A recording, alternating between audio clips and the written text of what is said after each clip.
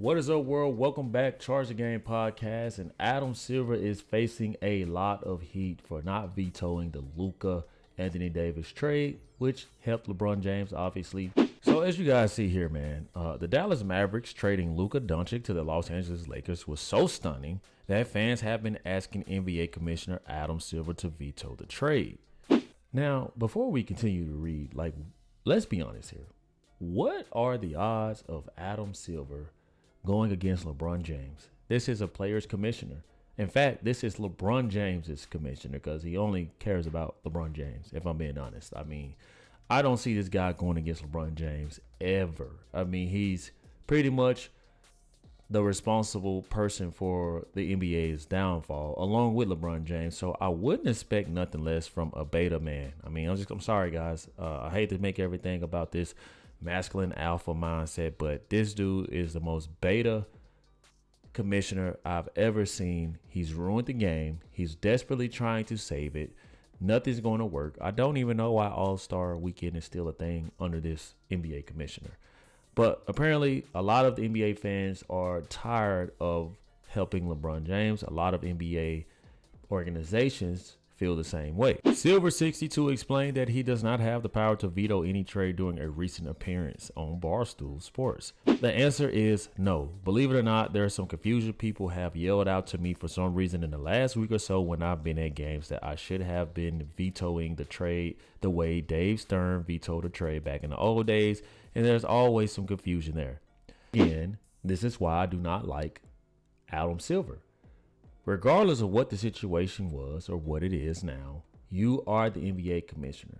That's like the president of the United States saying that he can't do this when he clearly has the power to do so. I mean, I'm not saying abuse your power. You don't even strike me as that guy to be that way. Although I do feel like if you did abuse your power in this instance, it will probably be beneficial for the NBA.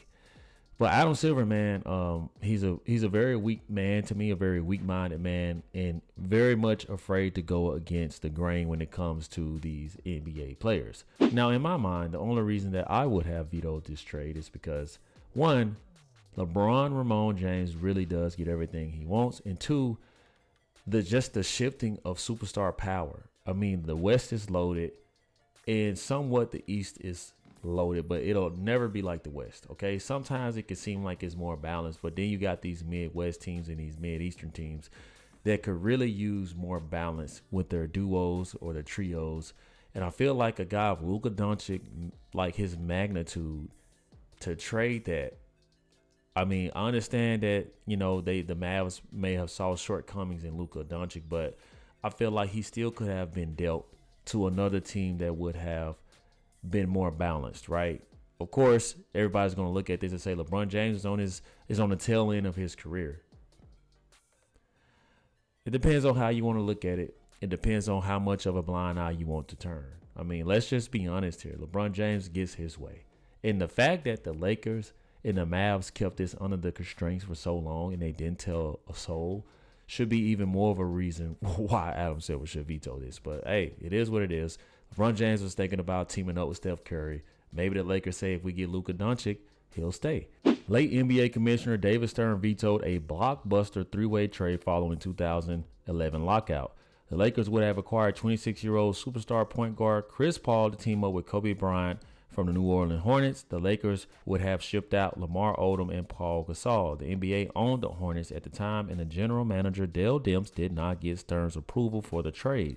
Once Stern found out, he vetoed the trade, but he was only able to veto the blockbuster because the league owned the team, not because he was a commissioner.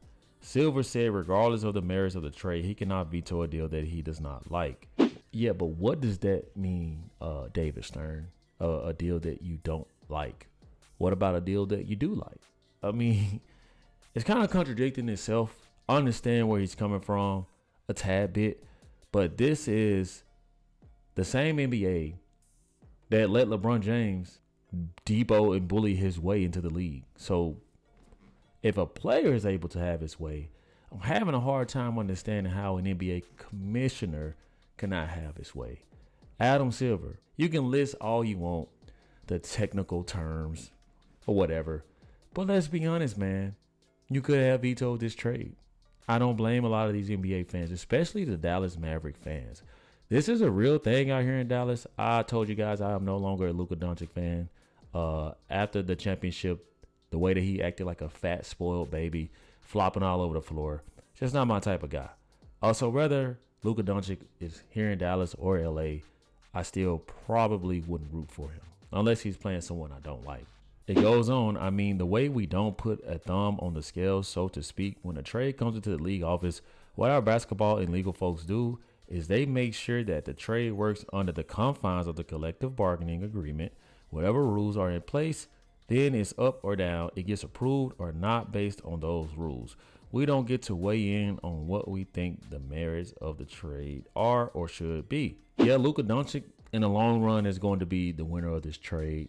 Yes, he may not be the best person in shape or physically, but he's superbly gifted. We see the same thing with Nikola Jokic. I mean, some of these guys just aren't built to be the typical stereotype of super vascular, ripped basketball player, right? And it seems like he is more sustainable than Anthony Davis. So I do feel like in ways that the Mavs will win the trade, barring Anthony Davis' health, which is, let's be honest, his first debut. He injured himself, right? Luka Doncic had a nice debut as well. I feel like you can look at this as an equal trade, but only if Luka Doncic starts to take his physical more serious. Get in shape, brother. Get in shape and stay in shape.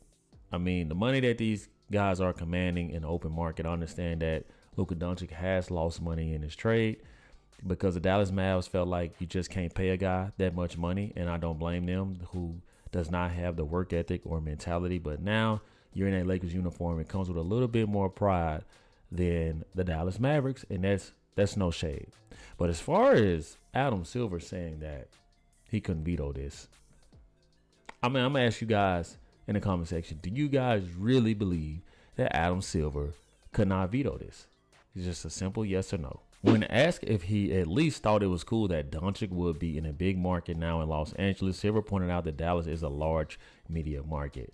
Now, this is Adam Silver pretty much trying to cover his ass and throw something out there. Yes, Dallas is a big market too. Come on, guys.